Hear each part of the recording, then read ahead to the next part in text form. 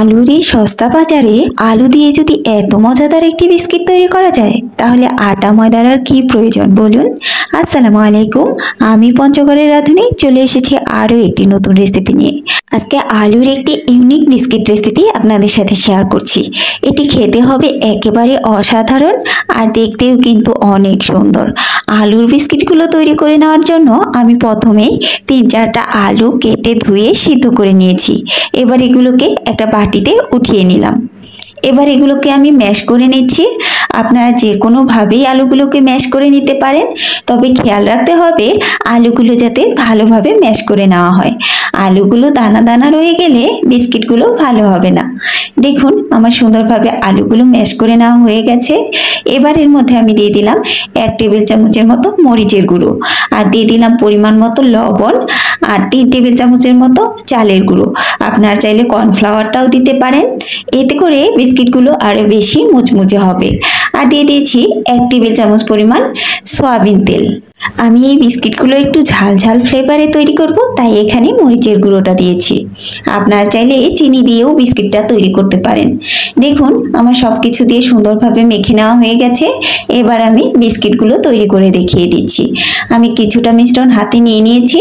এবার একটা চামচের সাহায্যে ডিজাইন করে নিচ্ছি। এটা বলে বোঝানোর কিছুই নেই, আপনারা দেখলেই হয়তো সুন্দরভাবে বুঝতে পারবেন। আমার একটি বিস্কিট তৈরি করে নেওয়া হয়ে গেছে, আমি আরও একটি বিস্কিট আপনাদেরকে তৈরি করে দেখিয়ে দিচ্ছি। আপনারা চাইলে কিন্তু অন্য যে কোনো সাইজে আপনাদের পছন্দ অনুযায়ী বিস্কিটগুলোকে তৈরি করে নিতে পারেন। কথা বলতে বলতে আমার আরও একটি বিস্কিট তৈরি করে নেওয়া হয়ে গেছে।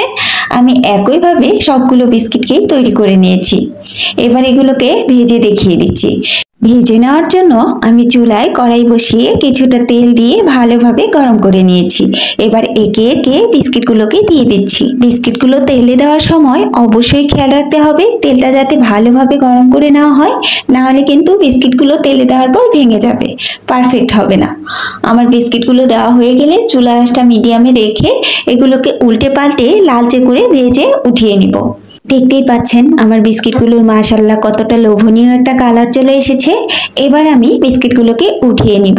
মুচমুচে এই বিস্কিটগুলো বাসায় একবার হলেও বানিয়ে দেখবেন। বাসার ছোট বড় সবাই অনেক বেশি পছন্দ করবে আর মজা হবে।